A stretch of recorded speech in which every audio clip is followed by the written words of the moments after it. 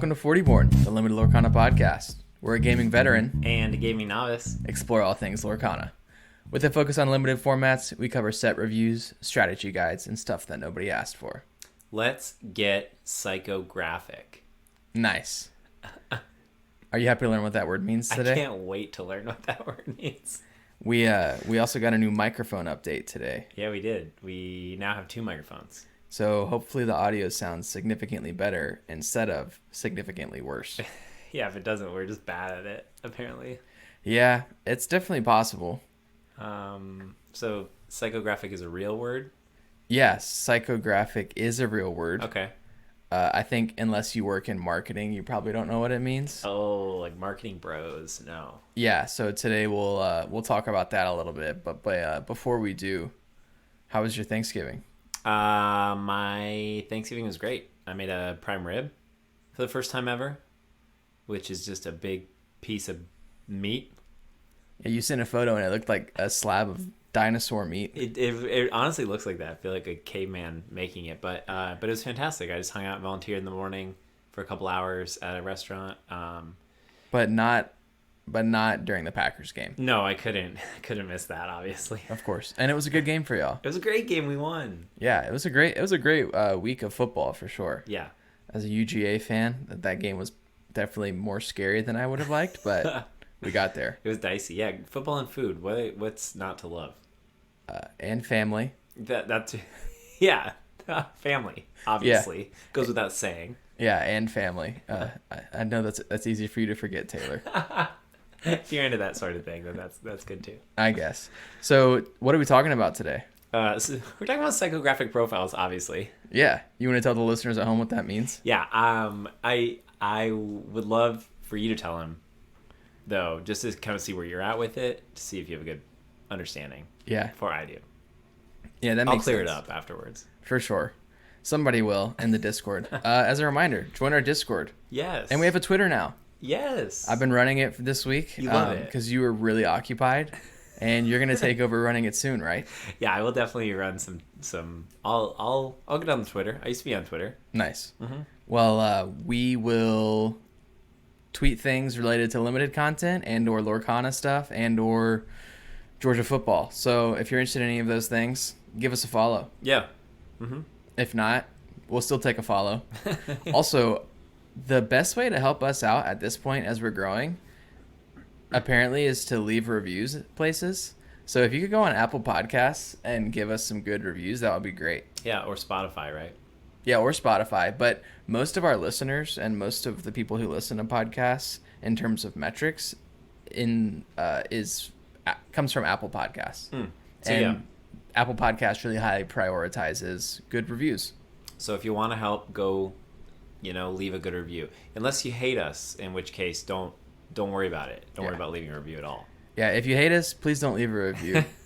If you like us, meaning, I don't know, on a scale of 1 to 5, like a 4 or a 5, you can leave those reviews. Yeah, those would be helpful. Yeah. We'll do a giveaway or something at some point. I was like, whoa, what are we giving away? I have nothing to offer. Okay, that's not true. I have nothing to offer our listeners that's tangible. Okay, there it is. Yeah. I have an aerial pen. Like a writing utensil pen? Yeah. All of our listeners know what that is, but no. At League Night, they gave out pins, like enamel pins. A pin? Yeah, a pin. You're saying pin? Yeah, it's the same thing. With an I? Yeah. You said a pen. I still don't hear the difference. They do. They know. This guy got on to me the other day about something. Oh, gym. Dragon gym? It's Gem. Yeah. Gym. You said gym like you're going to the dragon gym. You're going to work out with dragons. Yeah, but aren't those antonyms? Or what are the words that sound the same? Synonyms? No, synonyms are different words that have the same meaning. Oh, yeah. It's not an antonym either. Oh, boy. We can cut this. Yeah. I know what you're talking about, but no, they're not. Gym and gem is not the same. Okay.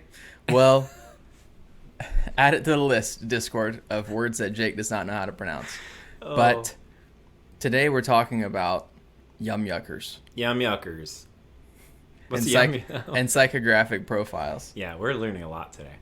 Do you know what a yum yucker is? Have you heard that Yeah, phrase? yeah, that one I know, right? It's like I like plain hot dogs, and if someone was gonna come to me and be like, that's absurd, that's so gross, you're wrong, that's a yum yucker.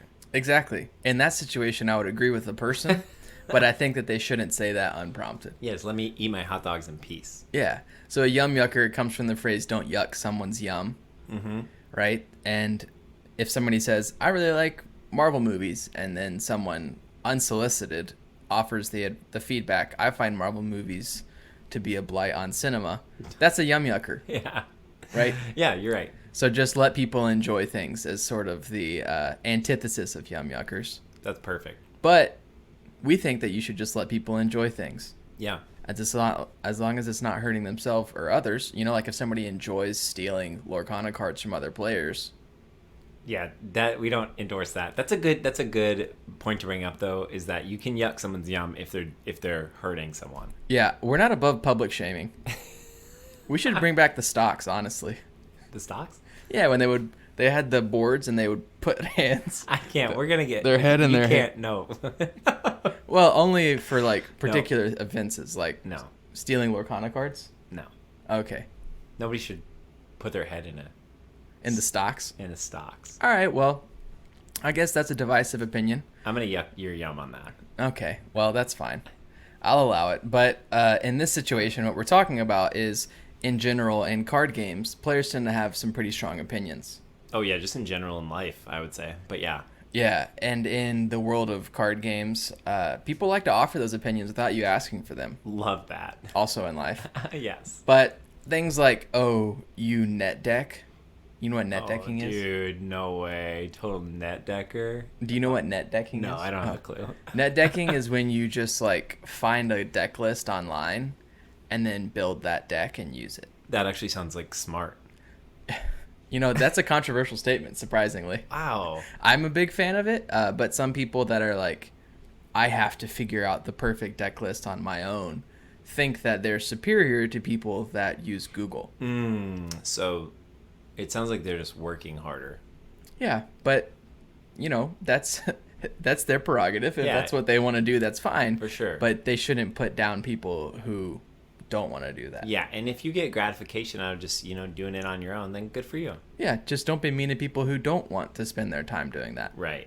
Or like, while you're playing that suboptimal villains deck, like if somebody makes a thematic deck that's, fun for them but not very good, they'll occasionally be mocked by people, or people will offer them unsolicited feedback on how they can improve the deck, and to me that's not cool. Yeah, this is a ruthless world we live in. Well, yeah, I mean, in general, people are nice, I think. And in the world of TCGs, I think also people are in general nice. But there's this weird culture that runs through everyone. I think even people that are nice or not nice, where they feel like it's acceptable for them to offer these unsolicited opinions that, without realizing it, make people feel bad. And what we're talking about is, if we're trying to be a community that's more welcoming and trying to get more people to play, we have to be nice to people, and we have to let people explore the game how they want to explore the game. Now, whether or not you want new people playing the game or not, just as a rule of life, being nice to people is going to work out for you better in the long run.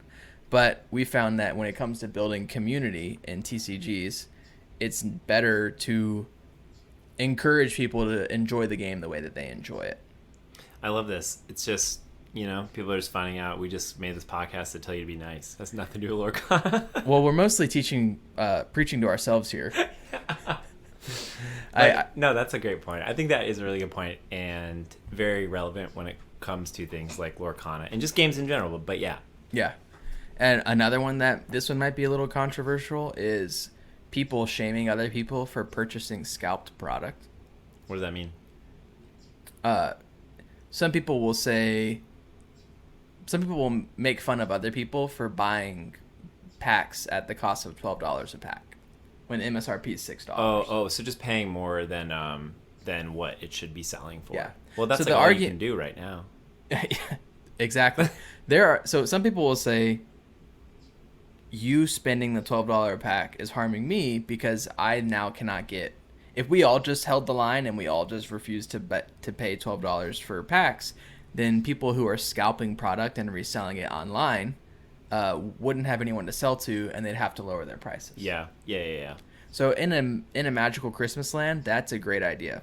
But in reality, there are people who have a lot of money that don't care, and they're spend it however they want. Right. So if MSRP is double, they're just going to spend it on. They're going to do it anyway. Yeah. And I think that it's their right to do that. Yeah. Yeah. I wish that I, Yeah.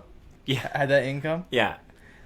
Any sponsors out there, if you're listening, and you want to contribute to us purchasing at double MSRP prices, just we'll advertise basically anything. Literally almost anything. Those are just some examples Okay. of yum yucking that is common. Specific to TCGs. Yeah. But what we're trying to say, just to say it one more time, are you having fun? Are they having fun? Great. Yeah. Perfect. That's the goal. Yep, that's the goal. Mm-hmm. It's easy to, I think, slip into this weird superiority mindset when you're playing games like this, where the things that you really care about, you assume everyone else should care about, but not everybody wants to win every game or have the optimal deck or get their cards at the cheapest price possible. Different people care about different things when it comes to playing the game, and that's okay. Mm-hmm. Succinct. I try, but it's 11 minutes and we haven't defined psychographic profiles. I don't even know what the word means yet. So a psychographic profile, this is a good transition. Is we like to tell you before we make the transition, just so you're all aware. Hey, we got a good one coming up. Yeah, hey, perk those ears up because something's coming. All right, hit us with that transition, Jake. So psychographic profiles are a marketing term that splits people into different groups so that they can try to advertise to those groups. So if you're trying to sell a product, instead of trying to make your product fit just one person, you try to make it fit multiple different types of people so that it has a wider appeal. Yeah. That's in general definition of the word. Okay. Yeah, that I can understand. The only reason I bring it up is because Mark Rosewater, the head designer of Magic for the last 20 years, Reset the Counter, he's mentioned Magic. He has a blog that he updates pretty regularly I've really enjoyed, but decades ago he wrote a piece called, what was it called? Timmy, Johnny, and Spike, the psychographic profiles of Magic the Gathering. Well, the title's just Timmy, Johnny, and Spike. And then a few years later, he wrote Timmy, Johnny, and Spike Revisited. So you might have heard the terms Timmy, Johnny, or Spike, and they refer to Magic the Gathering psychographic profiles. So he was like working with the team as they're building the game. They want to make cards that appeal to all the different types of players. So he made these general umbrella terms to define the different types of players. So we're going to talk about what each one means so that people can identify which one they sort of coincide with. So this guy, Rosewater, he's got like cards that he's designed that he's like, oh, that's a total Timmy card. Like Timmy would love this. Yeah, that's exactly. Like what his goal is. Now, also, can we just go back to for a second? He's got a blog. This guy's got a blog. Mm-hmm. What's he writing about? What's he doing in there? Mainly Magic. He's just like, how often is he writing his blog? Like, how often does an update come out? I don't know, but when it's new set releases, he'll typically write some notes about the process of the set and like the story of how they designed it and some notes and what they were trying to capture. Or if he just has generic ramblings about like this, that, or the other. Man, look at this guy, just keeping up with his blog. Impressive. Yeah. All right, so Timmy, Johnny, and Spike. Yeah, so again, these are all masculine names, but instead of Timmy, I mean, they're not necessarily masculine. You know, people have used the term Timmy or Tammy interchangeably, Johnny, Jenny, and then Spike's just always Spike. So just throwing that out there, when we say Timmy, Johnny, and Spike, it's anybody. Yeah. But Timmy's... So, sorry, let me take a step back. Do you understand why we want to talk about this? Like, why do you care? Why would you care which one you are? Well, if we're speaking generally, I feel like people just tend to like to be put in a box, like astrology signs, right? Or like Aries, you read something about yourself and you're like, oh, this helps me understand myself. So maybe just in general terms, people want to know like, what kind of player am I? But also maybe it just helps you make decks better. I don't know. Why do we care? Should I care? That got really deep, and then it got really surface level really quick. I think that it helps to know. I think what you said is right. I think it helps to know so that you can enjoy the game that you want in the way that you want to enjoy it.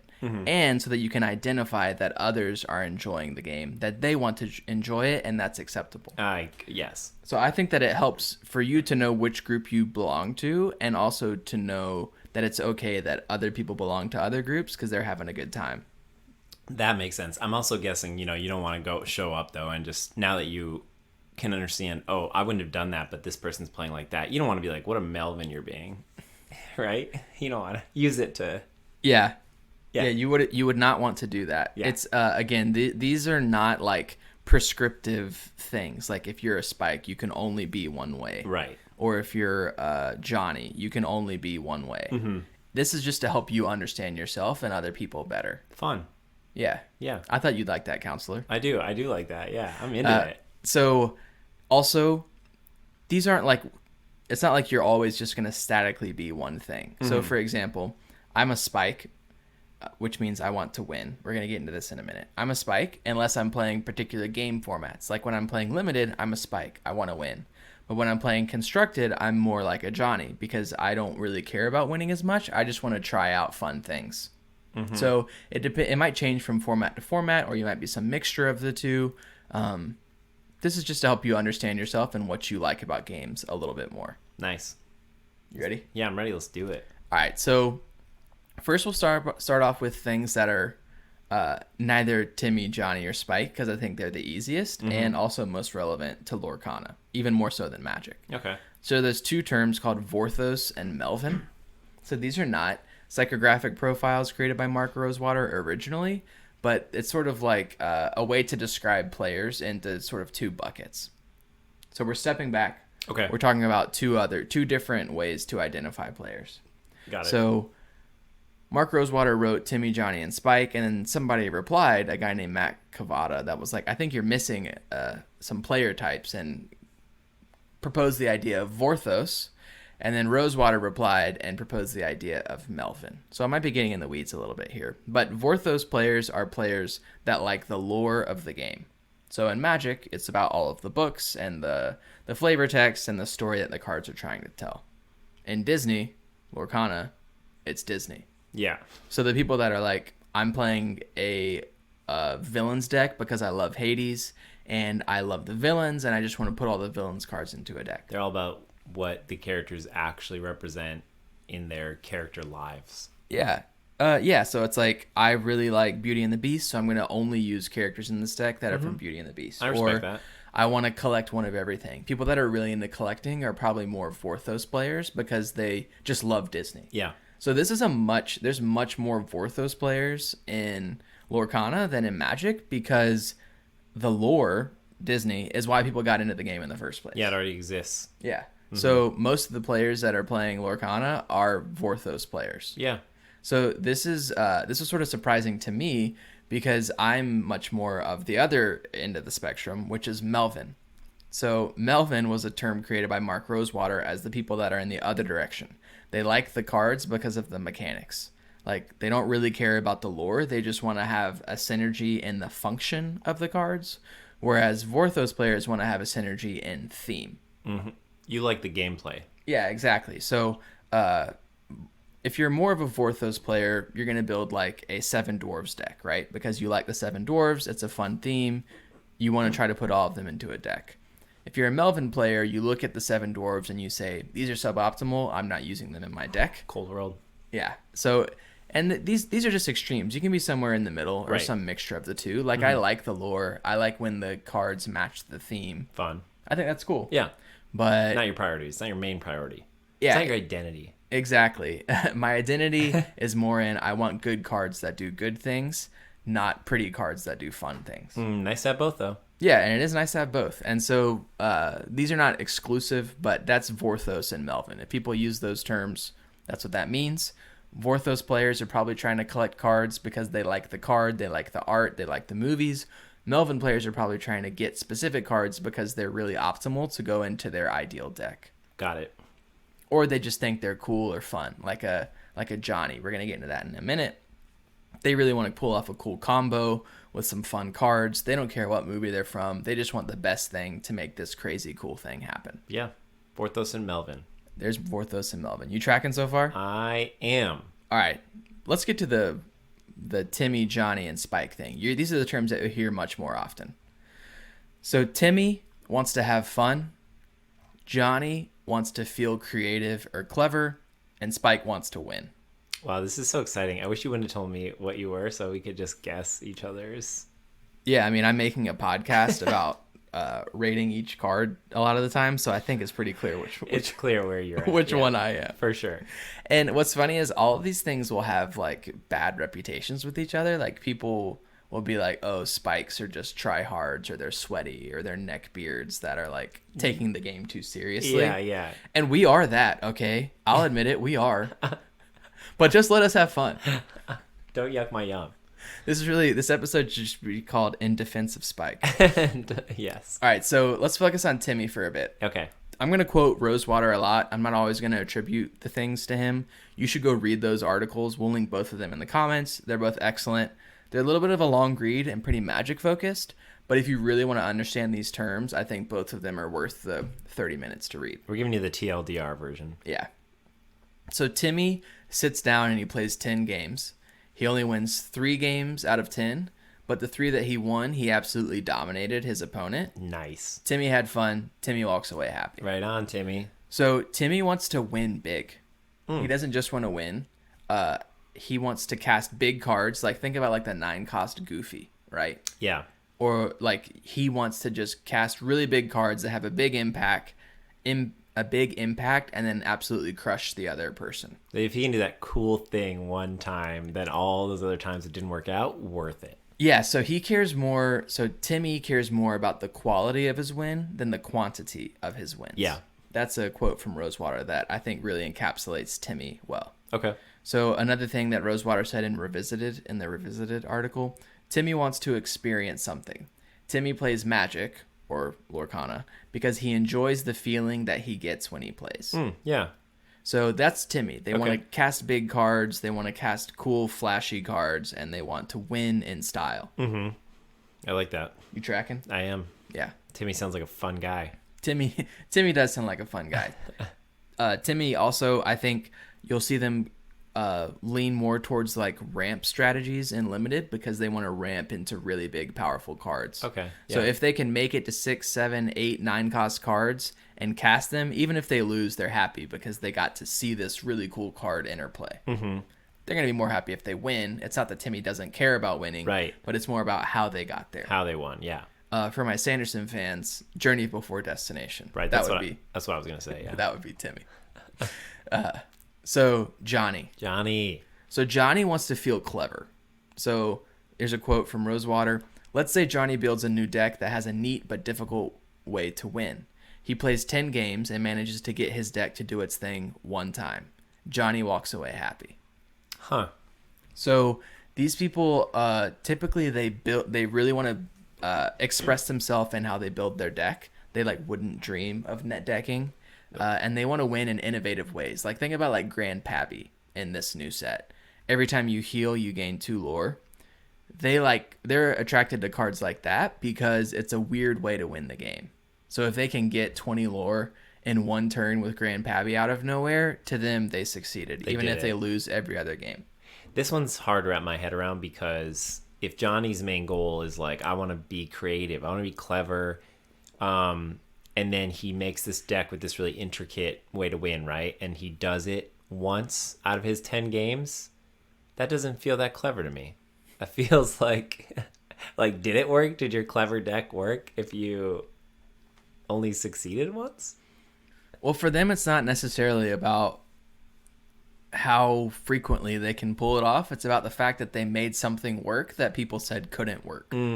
It's about them almost like proving people wrong. Okay. Like Grand Pabby is bad. Johnny's got a chip on his shoulder. Yeah, kind of.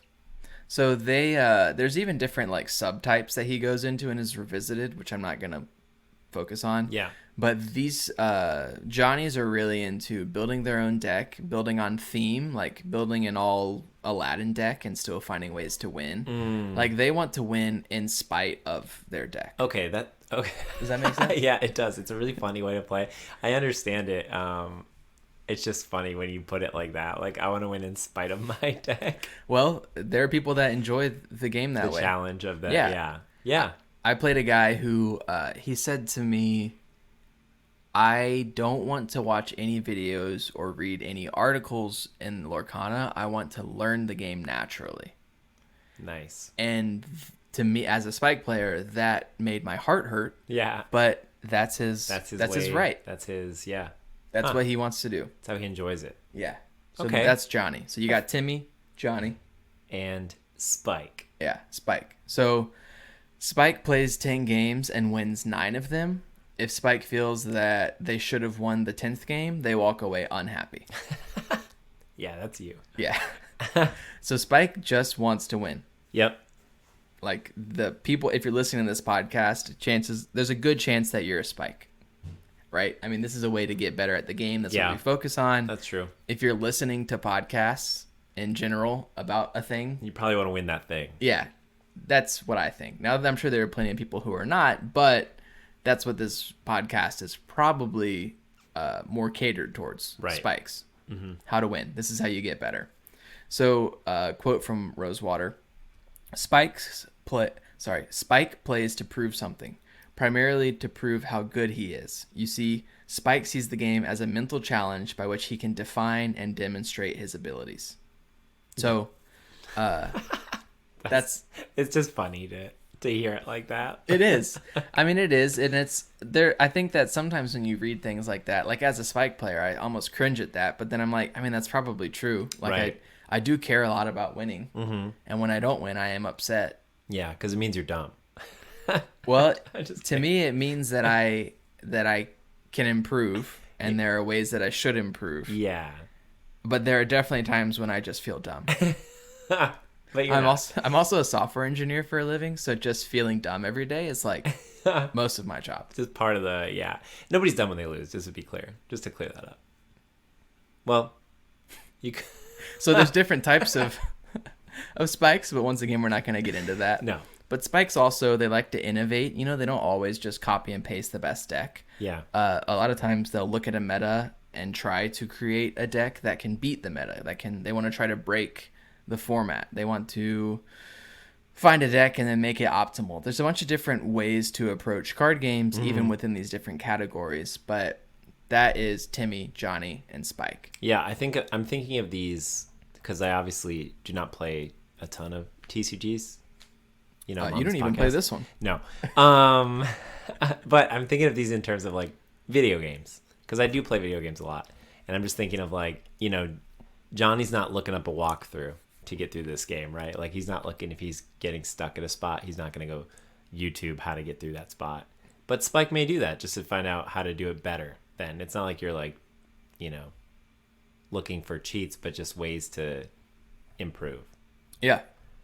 Okay. Fun.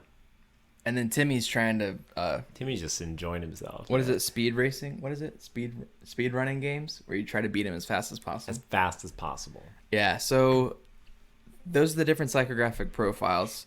Which one do you think you might be? Hold on. I don't even think... Let's go back to Timmy for a sec. I think Timmy's just like trying to max out every achievement in the game. He's not like...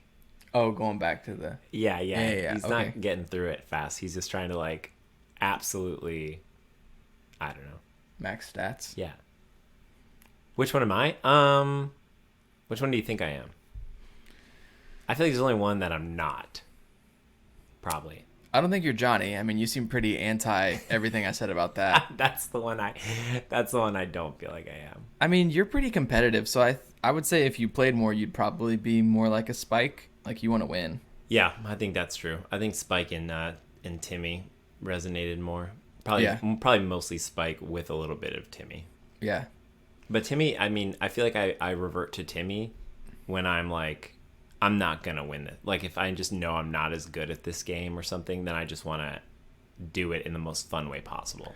That's a good point. I feel like I'm the same way when I play like new board games. Like if I'm playing with a group and they all know how to play, and they're teaching me, it's like, okay, I know I'm not going to win. I have to set a secondary goal for myself, Right. which is like, how much iron can I get this game or whatever. I don't know. So I think I'm the same sort of way, but when I play constructed formats in Magic, I'm more like Johnny. Like when I play EDH, which is a format that you can play in Magic. Yeah. I gravitate more towards that. So it depends on the format, and it changes. Yeah. Yeah. But fun. Yeah, for sure. So hopefully you can identify which group you belong to and others, and help you better understand how to interact with people as you play. We should all try to let people enjoy the game the way that they want to. People can collect the game the way that they want to, and shame people when necessary. I do think it's interesting when we post this. You should put like, as a listener, what you feel like you are, or like what tendencies you have, or if you feel like none of these fit, I'm this. Like, make up your own thing. Make up your own category of player if you feel like you don't fit in one of these boxes. Yeah. I want to know. Where should they reach out to us with that information? You can tweet at us. You can put it in the Discord. Yeah. You can email us at fortyborn@gmail.com. Oh, yeah, I forgot about that. The letters, not the numbers. I need to check that email. Yeah, you're not checking that, dude? It's well, like overflowing. With ads. Yes. Okay. So we asked in the Discord for some listener questions. Yes. We have a channel dedicated to listener questions where people can ask us questions to answer on the podcast. We have a few came in. Most of them were very serious. Yeah, definitely very serious. Somewhere. I think the first one is directed at you, Taylor. Okay. This is from Comma. Is the Chicago dog the best dog? All right, Comma. So here's the short answer. Yes. It is the best hot dog with condiments on it. Now, I talked about hot dogs, and I do love a good naked hot dog if it tastes good. But that's not saying I'm against condiments. So if I was going to get a hot dog with things on it, Chicago dog all the way. Easily. Nice. Yeah. The Chicago dog's like everything, right? It's like it's like there's a pepper on there, there's a pickle on there. It's usually just mustard. There's no ketchup. There's some onions on there. Way better than a chili cheese dog. A chili cheese dog is like, if you're eating that, you didn't even want a hot dog. Like, you didn't want a dog. It's getting lost in there, man. Just lost in the sauce. Yeah, well, the Chicago dog sounds like there's barely a hot dog on there as well. But you still get the dog. It's just like accentuated with those other flavors. It's like a poppy seed bun usually. Or there's a little celery seed they put on top sometimes. Wow. Yeah, we gotta move on before I keep talking about hot dogs. Yeah, I feel like you could just go. I need to try. I guess I need to expand my hot dog experience. I usually just do a plain dog with mustard. Yeah, that's okay. I'm not gonna yuck your yum. But if you want to hear more about hot dogs, check out my podcast, Hot Dog. Over. Is dog all caps? Yeah, obviously. Is it DAWG? Yeah, it's a crossover between Georgia Bulldogs and hot dogs. Nice. So a very niche community, but they're thriving. It's just you talking to yourself in a room. There's no recording. I said it was very niche. We don't have to go into the details. All right. Emerald Archer asks, why do you hate Hey Hey? Oh, that one's definitely for you. Are you a Hey Hey hater? Well, Trent, I don't hate Hey Hey. I think that Hey Hey is excellent. I think he's a B+, not an A, because I think an A typically needs to win you the game or drastically impact the game. Hey Hey does drastically impact the game if you play him on turn 2. But I think if you play Hey Hey on like turn 7 or 8, at that point, I don't know how much of an impact he's going to have. He earns you an aggregate impact over the course of the game, whereas a lot of our A's, they earn you an immediate impact, but Hey Hey doesn't give you that immediate impact. Now, I know he's excellent. I'm happy to first pick him over basically anything else, but for me, an A needs to be a bomb, and Hey Hey is not a bomb. So just to summarize, you're not a Hey Hater. And it sounds like you literally wrote a manifesto. Like, you're prepared to go to battle for this Hey Hey. Well, if you guys could see, I like looked over as I was like, is he reading off something? This dude was just spitballing all that Hey Hey rhetoric without anything, man. He's just had that built up inside of him. Yeah, I've been needing to get that out for a while. Oh my goodness. Okay, wait. There's one more question that we're gonna answer right today, and this one talks about shout out Rapunzel, right? Yeah. Are we doing this question? Yeah. Okay, so Granny Man said it took a couple weeks for Rapunzel to find its place as the best card of set 1. What card in this new Rise of the Floodborn? I really had to guess. I had to think about what it was. It said ROTF, and I could just see your smoke coming out of your ears. I was like, oh no. What card in Rise of the Floodborn is going to take the top spot? What's it going to be, Jay? I think this is a question for you. Oh yeah. No, obviously. Pabby. Yeah, so I jokingly said Pabby because I love Grand Pabby, even though I think he's not he is great in limited, but I don't think he's anywhere near the best. Mm-mm. So I'm assuming this is talking about limited. If it's talking about constructed, I don't know what to tell you because I don't know a whole lot about that. But people are playing a lot of that popsicle card. I'm seeing it everywhere. So Wow. maybe that one cost common item will be the best card from this set. That'd be amazing. It's certainly seeing the most play right now. But I think that in limited, the answer to me is pretty clear. I'll give 2 honorable mentions and then what I think the answer actually is. So I think Beast Tragic Hero and Fairy Godmother Mystic Armorer are in contention because they both are excellent stats and card draw at a reasonable price.